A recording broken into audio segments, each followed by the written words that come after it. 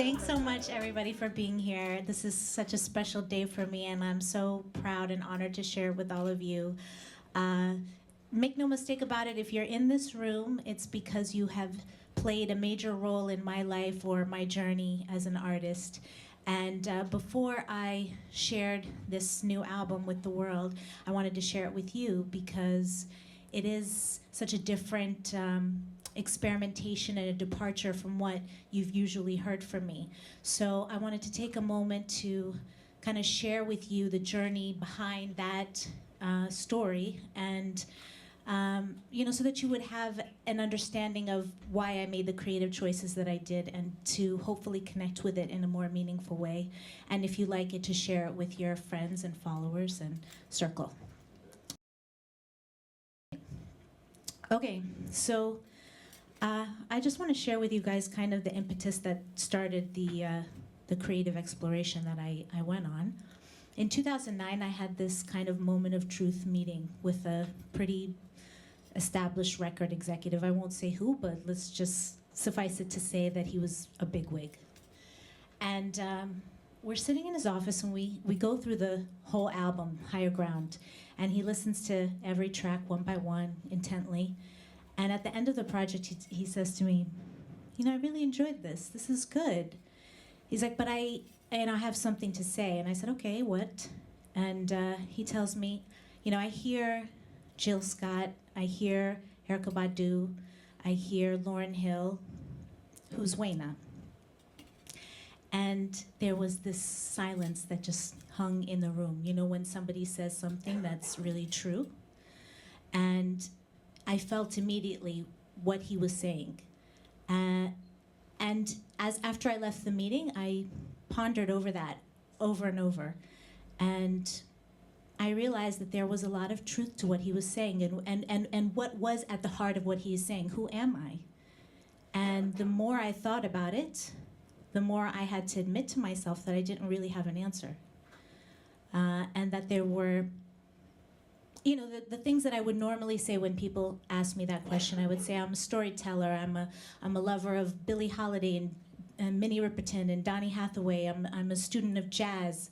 I want to represent women and women's stories. I want to help the people of my country. But these were only part of the story.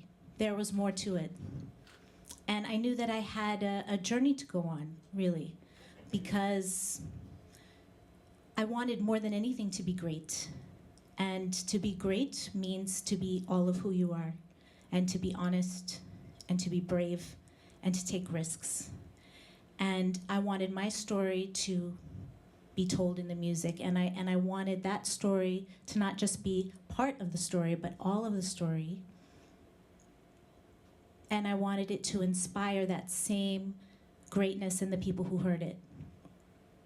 So in order to do that, I had to be more honest and brave and vulnerable and be a risk taker. So I really dug in and tried to explore that question over and over. Who am I? What is the story that only I can tell? What is it about that story that's going to inspire greatness in other people and in me?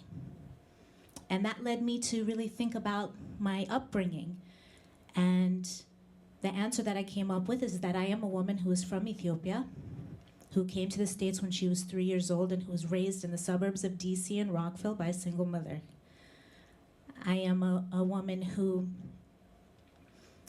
came at a time when there weren't that many Ethiopians in the United States, and at a time when there was a lot less tolerance for diversity and for different languages and foods, and it was not a global community like it is now. It was long before the internet.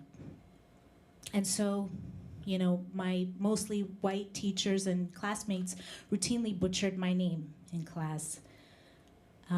My African American friends and peers didn't really understand me. They were sort of perplexed by me because there were so many ways in which we were different, and they didn't understand how being black I could be different. Because at that time, there weren't different definitions of being black. And everybody, white or black, had all kinds of stereotypes about Africa. So this is the environment that I was finding myself in and trying to fit in to.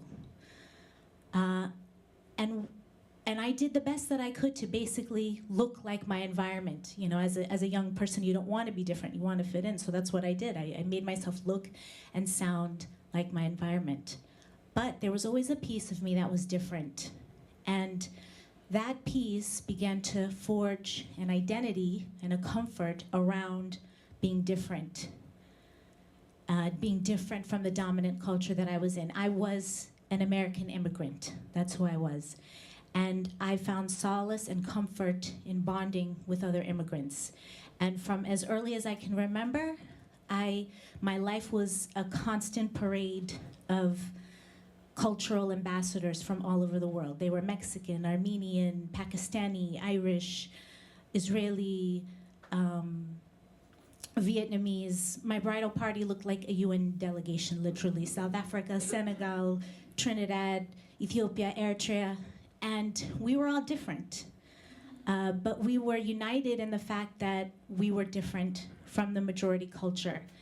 And we were united in our respect for each other's culture, in our understanding of being misunderstood by the dominant culture, and in our desire to retain who we are, but to still survive and to thrive in this country.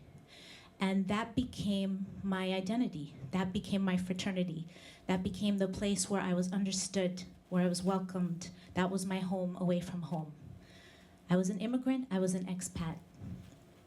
So, cut to that realization, I decide to go into music as a young adult, and the spark that lit that fire was really my discovery of gospel and soul.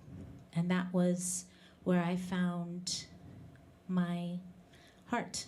That's where I was healed. That's where I found my faith and passion and honesty in Donny Hathaway, in Billie Holiday, in Minnie Riperton. I found myself. And I love soul music. I love soul music. It saved my life, literally. I'm in one piece because of soul music.